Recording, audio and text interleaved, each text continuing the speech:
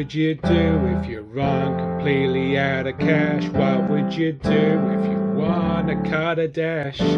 Polish up the shoes, throw on something fine. We don't talk about diesels, I'm running on style this time. Cruising down the boulevard, wheels gleam in the night. Beige leather interior, looking chic alright.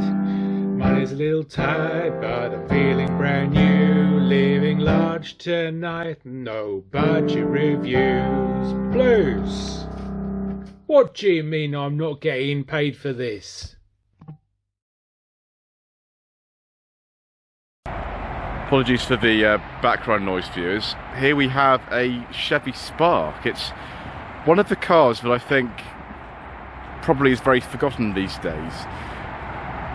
They marketed cars in this country for about 10 years, about 1995 to about 2005, and then Chevrolet marketed the same cars under their name from about 2005 to about 2015. This is a 2012. The Spark replaced the Matiz beginning of 2010. I think the Matiz sales had stopped towards the end of 2009, so there was a little bit of a gap, but this does use some of the same engineering as a Matiz in terms of the engine. It's the same type of engine that they had in all the Matizes, although a little bit bigger in capacity in this car. So this continued like all Chevrolet models in Europe and in this country in 2015, although by 2015 Chevy really weren't selling very many cars, so it's unlikely you'll see one. Normally the last one you'll see would be on a 14 plate or something like that. The LS was in the middle of the range. There were much more basic models than this, and then the LTZ, which is all singing, all dancing, you know, kind of spoilers and alloy wheels and things like that. The 1.2 in this country was the most powerful engine, generates about 80 horsepower. You could also get a 1 litre, which is very slow indeed, about 15 seconds to 60, but I imagine that's faster than the 0.8 litre Matiz that came before. So sort of interesting design with the door handles hidden for the rear here, like this. Quite a tall car. Not made, of course, in America. You could buy the Spark in America, although the engine was different in those. Let's take a seat inside. It's not actually that bad for such a small car. Nearest equivalent to this would be something like an Hyundai i10, I imagine. Kia Picanto, something along those lines.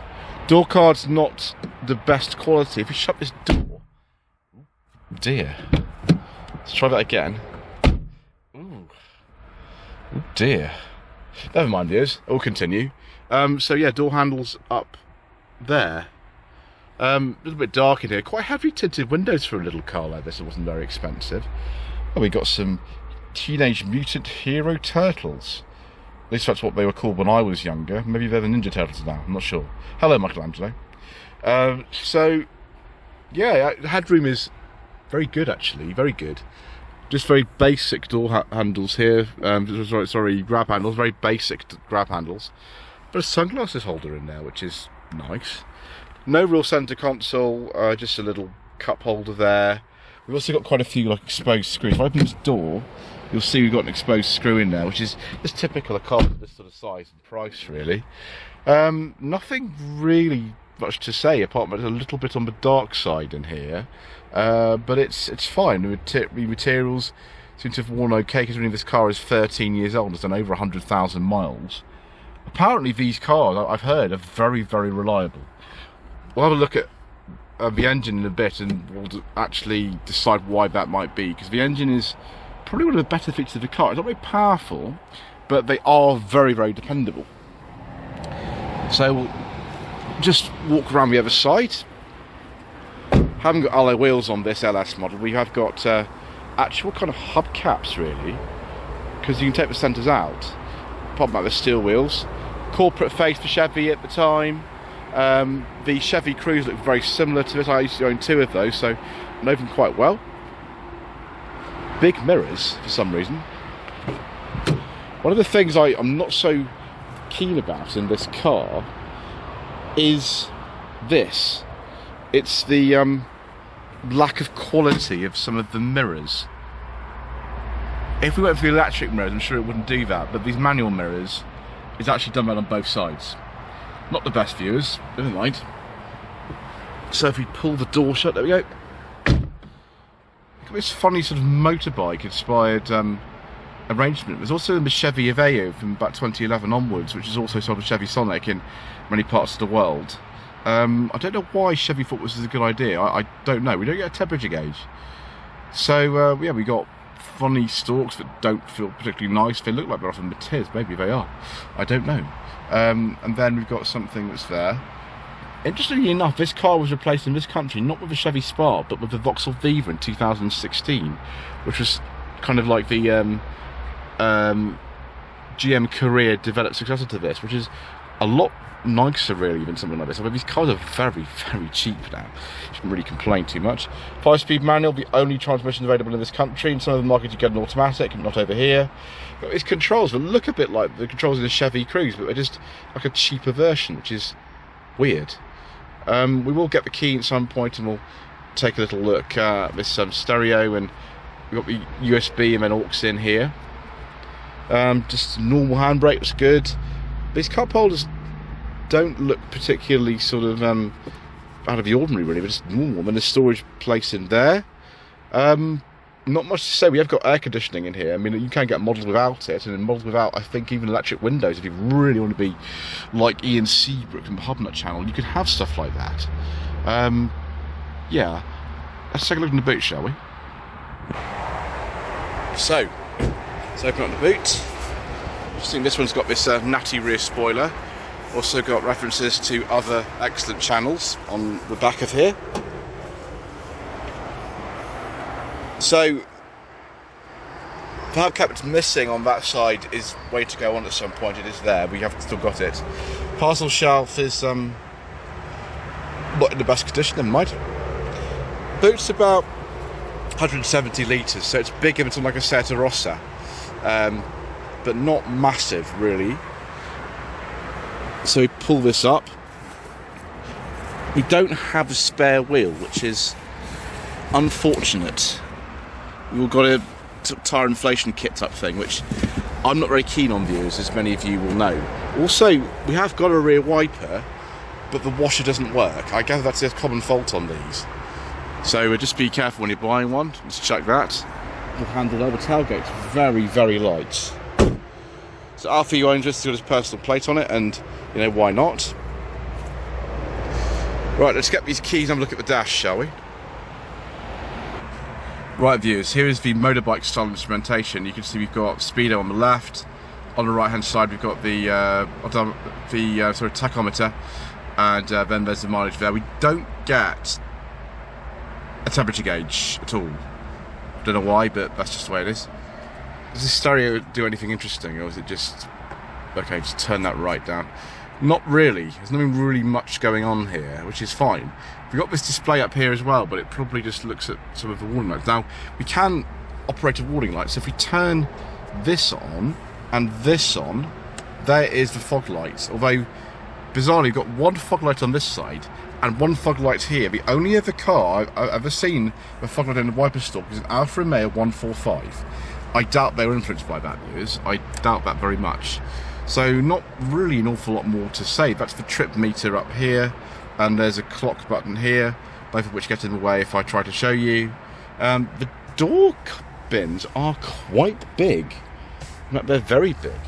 And we'll have a look and see if my secret mission documents fit in the glove box whilst we're here, because that's what we do. Yes! Excellent, viewers. I mean, it's ruined me documents a bit, but never mind, they're very old now. Door bins, huge. Look at that. You've got a big one there, and also, if I just open this up, you can see you can get a big drink in there. Obviously, with the American market in mind, they like their big vats of drink over there. It's got a very happy-looking chap there, sitting there, demonstrating the storage. It is a bit like the gun holder I used to have in my old Sanyong Tivoli, which is sadly now no more. A little shelf like that for no reason. What gun would you fit in there? It can't be a Mauser from 1965 spoof James Bond film, Licensed to Kill. What sort of gun fits in there? Answer in the comment section below. Right, let's have a look at this lovely 1.2 S-Tech engine. S-Tech 2 with 16 valves. So, 4-cylinder unit. Originally it started life in the 1980s in the Suzuki Alto. Suzuki had a deal with Daewoo, who actually made the car in Poland and other places, the Daewoo Tico, that generation of Alto from the mid-80s until the year 2000. But before that car had finished production, the engine went into the Daewoo Matiz in 1998 as an 800cc unit. Now later on in the life of the Matiz, when it became the Chevy Matiz, or maybe even before that actually, there was a 1 litre unit available, as well as the 800cc, and then for this particular car, they put a 1.2 in as well. It's still the same unit, still the same engine family as the Suzuki, back from the 80s, but a much larger capacity. Also used, of course, in the Daewoo Kalos or Chevy Aveo, whatever you want to call it, which was introduced in 2002. So this was quite a well-proven unit by the time these cars came out in this country in 2010. So, yeah, I think they're chain-driven, actually. I could be wrong. Some of the early ones might not be. I think these are chain-driven, but I could be completely wrong about that. So you've got a bit of a cam cover gasket leak coming here, something serious. To be honest, I've heard really good things about the reliability of these cars. Not so much for sort of interior quality, which is a little bit poor, but in terms of mechanical hardiness, I think actually, to be honest, they're all right. Let's have a look and see if it drives all right as well, viewers.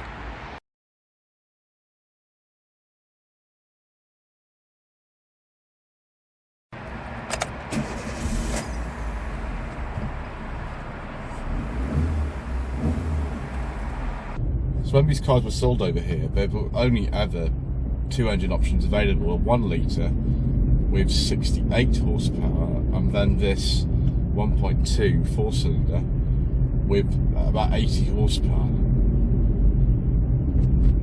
Gearbox in this isn't the best, but I'm going to give this car a pass in that respect because it's done over 100,000 miles, and to be honest, the average Spark owner won't probably be looking after their car in the same way that many of us would. They just cheap transport for a lot of people. Chances of seeing one of these around, I suppose they'll just be disappearing. Although I do believe they are quite dependable, because they don't really have any value. I do fear for things like this. But you still see plenty of Matizes around, so maybe it's a bit more hopeful. The Order 16, the 1 litre model, takes some ridiculously long time, like 15 seconds. This is about 12 seconds, and it does feel adequate. I mean, I don't really know what else to describe it as. It just feels adequate. If you compare this like an i10 or, say, a Kia Picanto, then I suppose they're sort of similar. Actually, this does feel a little bit nicer inside than a first-generation Picanto. Aimed at really the same type of person. But it's fine. It's a little bit on the noisy side, but then you sort of expect that for a car like this. It's just not a very sophisticated thing, and not as it needs to be. But yeah, it feels good. Once you get used to this gearbox, it's actually reasonably tight for a car that's done over 100,000 miles. So yeah, it's fine. The only thing is, obviously, you can't get an automatic one. You have to look elsewhere if that's what you're after. Probably explains why these cars aren't worth more than they are, because there's no automatic available either, and no one remembers what they are, so it's just a bit of an unfortunate thing, really. It's nice to have driven one now. I've been intrigued by these for some time, being a former Chevy owner myself. The only thing is, I won't say this is the most memorable car to drive. It's just not. It feels very much a bit like a Picanto or an i10, although those have cable clutches in them and the clutches can be a bit nasty. This is a much nicer progressive clutch in it. So if that is something that you need, if you are a sort of newer driver and you don't really want to deal with those cable clutches in an i10 or a Picanto, this might be worth a look in that way.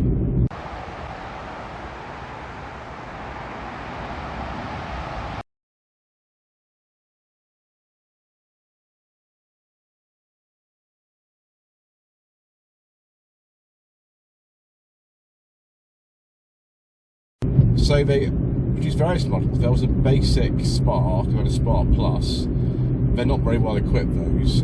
Later on we had the LS and the LS Plus and LT, and then right at the end, 2013 onwards, right until the end of production in 2015, there was an LTZ, which looks the nicest out of all of them. The only one of those I've ever seen though is pink, so I don't know what that says about the average Chevy Spark owner, that like the upper range ones used to be pink. Other than that, there's not really a lot to say. It's perfectly easy to drive. It's a very short car. You're able to get into most parking spaces. It doesn't feel too bad to drive for a longer journey. I wouldn't say it would be a problem necessarily. It's just,